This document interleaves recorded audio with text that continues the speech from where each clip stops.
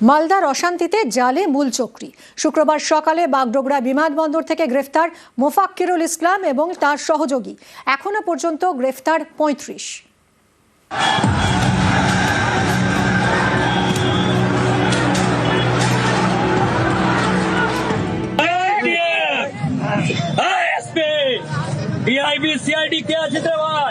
একটাই কথা, এই আন্দোলনটা নিজের ছেলে মেয়েকে বাঁচানোর আন্দোলন। হাজিরা দিয়ে চলে গেলাম হবে না, ব্যাটে গামছা বেঁধে ছুটে যাবো, হবে।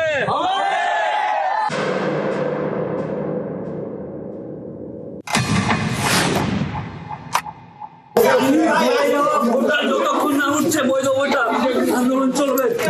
হয়ে যাওয়া ভোটার যতক্ষণ না উঠবে ততক্ষণ আন্দোলন চলবে। সাপ্লিমেন্টারি তালিকা থেকে হাজার হাজার ভোটারের নাম বাদ। এই অভিযোগে বুধবার মালদায় তুলকালাম। এসআইআর কাজে নিযুক্ত 7 বিচারককে প্রায় 8 ঘন্টা আটকে রাখার অভিযোগ বিচারকদের নিয়ে যাওয়ার সময় তাঁদের গাড়িতে ইট এবং বাঁশ দিয়ে হামলা চালানো হয়। পুলিশ জানিয়েছে, মালদার ঘটনায় প্ররোচনা দেওয়ার পিছনে ছিলেন মোফাক্কিরুল ইসলাম।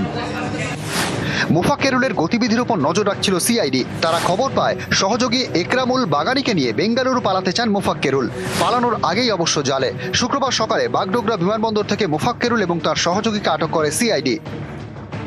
মালদা ডিস্ট্রিক্টে 19টা কেস হয়েছে। আমরা মোফাক্কিরুল ইসলাম করে একজন প্রবাবলি অ্যাডভোকেট, ও ইটাহার থানার বাসিন্দা, ও মেইনলি ইনস্টিগেট করছিল।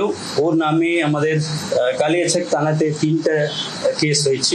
বাগডোগরা এয়ারপোর্ট থেকে ডিটেইন করেছে CID with the help of Siliguri police. ওর সাথে আর একজন আকরামুল বাগানি করে একজন ছিল।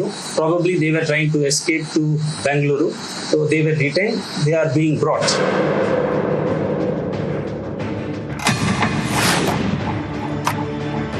পুলিশ গ্রেপ্তার করার পরেও সোশ্যাল মিডিয়ায় ভিডিও বার্তা দেন মিম নেতা।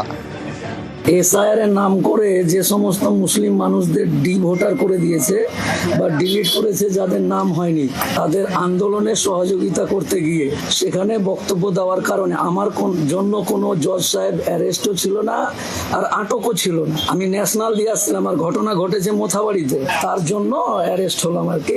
বাগডোগরা এয়ারপোর্টে মামলার কাজে যাচ্ছিলাম ওইখান থেকে। মোফাক্কিরুল ইসলাম উত্তর দিনাজপুরের ইটাহারের বাসিন্দা, পেশায় আইনজীবী। 21-এর ভোটে মিমের টিকিটে ইটাহার থেকে ভোটে লড়েন। এটা মোফাক্কিরুল ইসলামের বাড়ি ইটাহারের হাটখোলায়। প্রতিবেশী হিসাবে ভালোই, খুব ভালো। এখানে থাকেন, আবার কলকাতায় এখানে বাড়ি করেছেন। কলকাতায় যাচ্ছেন বাচ্চাদের পড়াশোনার জন্য। এখানে মাসে ধরেন সময় ক্ষেত্রে আসে, আবার চলে যায়। ভাষণ শুনেছিলাম কত ভোটার হয়েছে।